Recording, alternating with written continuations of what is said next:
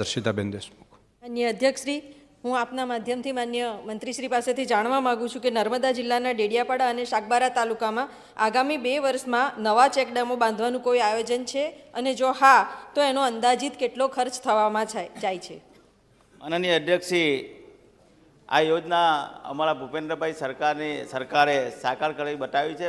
લગભગ 212 મીટર ઊંચાઈથી એટલે 71 માળ જેટલા બિલ્ડિંગ ત્યાં પાણી તાપી કરજણ લિંકમાં પહોંચાડવાનું છે. ત્યારે આ જ્યારે આપણા સભ્ય શ્રી દર્શનાબેનની જે પ્રશ્ન છે એની અંદર નર્મદાની અંદર ડેડિયાપાડાની અંદર 22 ચેક ડેમો બનાવવાના છે. એ જ રીતે શાકબારાની અંદર 25 ચેક ડેમો, આમ લગભગ 47 જેટલા ચેક ડેમો 2024-25માં બનાવવાના છે.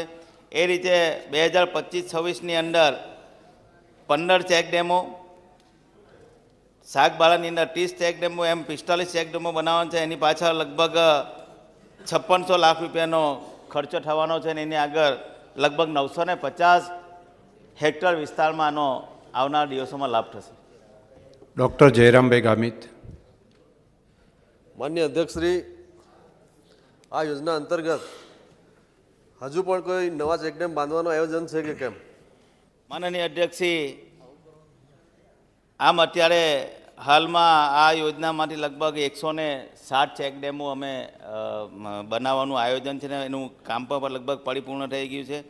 એ રીતે નવા લગભગ 4 ચેક ડેમો અમે બનાવવાનું આયોજન લગભગ 184 લાખના ખર્ચે પણ આ થયું છે. એટલે જે એમની રજૂઆત છે એ લગભગ બધી આની અંદર આવી ગઈ છે.